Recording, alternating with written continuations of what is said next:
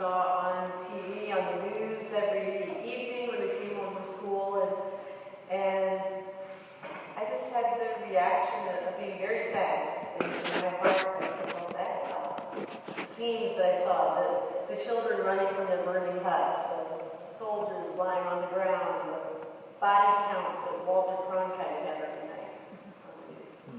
The 60s, a better writer than I wrote. It was the best of times, but it was also the worst of times, wasn't it? Did you have any idea of the legacy you were creating back in 1965? No, I don't think any of us did. Maybe you did, Dan, but we certainly didn't. I really didn't realize how important the case was for many years. One of the times I started to notice was when I was in nursing school. Later, I became a registered nurse, and I was studying for one of my nursing exams, and I saw our case in my nursing book. Because it was important for nurses to learn about children's rights, and that's when I started to find out that teachers and superintendents and lawyers and law students and others learned about this case because it has to do with children's rights and teenagers' rights, and it's a human rights issue that's actually an international issue. You're continuing to fight for student rights. I mentioned in your introduction the Tinker Tour, which has taken 25,000 miles, including Dial Central Community College in my hometown, Fort Dodge, and 100 schools. Why are you continuing to fight? Well, as I tell students, we're living in mighty times again. We grew up in mighty times, and now we're facing mighty times again with the same kinds of issues that we had in our time, the war and the war economy, racial injustice, economic inequality, marriage issues. We even have our very own marriage issue. Back then it was interracial marriage. Now it's gay marriage.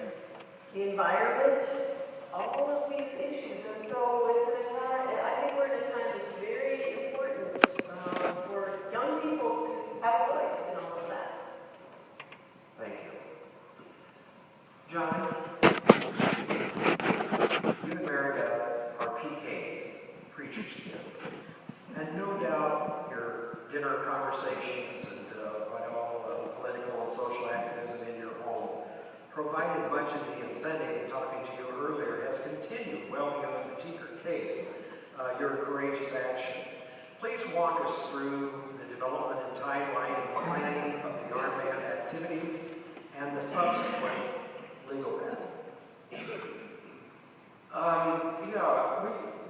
We became involved in it somewhat after it had begun. Actually, Bruce Clark and a fellow student, Ross Peterson, organized a protest here at Roosevelt. There was a meeting at the Eckhart home that I didn't attend. I remember Bruce and Ross coming over to our house to tell us about the plan to wear the armbands. I took it to the LRY, the Unitarian Youth Group, and the youth group all agreed to wear armbands too. I'm just trying to say that my point of view is not necessarily the whole story. It was really, I have always thought of the armband wearing as a product of a peace movement rather than as an individual act that we participated in. The Des Moines Peace Community was pretty strong, actually, between the Unitarians, the Quakers, and the non-aligned peace activists. It was pretty impressive. We had gone to Washington, D.C. I was a high school student. Chris and I got permission to go with college students that had chartered buses to go to the first major protest against the war in Washington.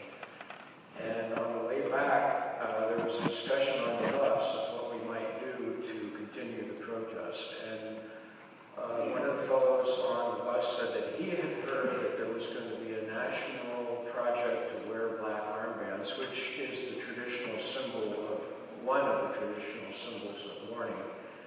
And so I had thought Bruce and Ross were on that bus, but apparently not. Or Ross was on the bus. You know, did Ross go to Washington? Anyway, that just goes to show show you what real history is, sort of, who knows? The narrative develops over the years. And by the way, I always want to accentuate the fact of the movement. I also want to say that it's not very often that I have an opportunity to speak in front of an audience, and in the days and hours preceding, I always think what I should be saying. And what I really think I should be talking about tonight is the bombs that are falling on Raqqa, Syria, the bombs that are falling on Yemen, the 55% of our national budget that's going toward the military. These things are, 50 years ago, we didn't solve these problems. We made a statement about the problems. But as far as I can see, the problems continue unabated today.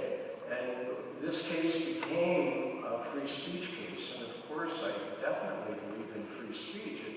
In my view, it's the foundation of democracy. It's what makes democracy possible.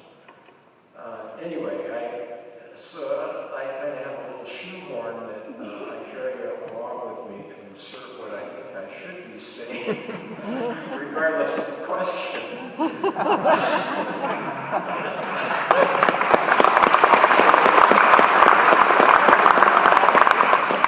I think that audience response gives you license to do exactly Thank you, that. and I can't tell you how wonderful it is to see an administrator from Roosevelt High School wearing an armband with a piece in one. If we would have said 50 years ago that was what the future held. 50 years has changed.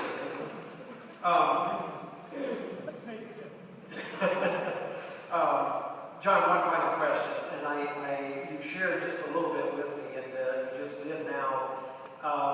That obviously, that involvement in 1965 was not an aberration. In fact, it was probably prepared you for the life of fighting for rights of not only students but for all peace and justice issues. Share with us how your life, how that did perhaps transform your life. As Mary Beth said, our parents were very active for peace and social justice. The Eckhart parents likewise were very active and very strong. It didn't come from nowhere. We got it from a culture that our parents brought to us. And in our case, our father was involved in what was called the social gospel movement. The idea that religion is not pie in the sky. It's about bringing the kingdom to earth, to actually cause the earth to be as it should be. And I just never, that's how I was brought up. Those were the values that were inculcated in me, and I really never saw any reason to leave that.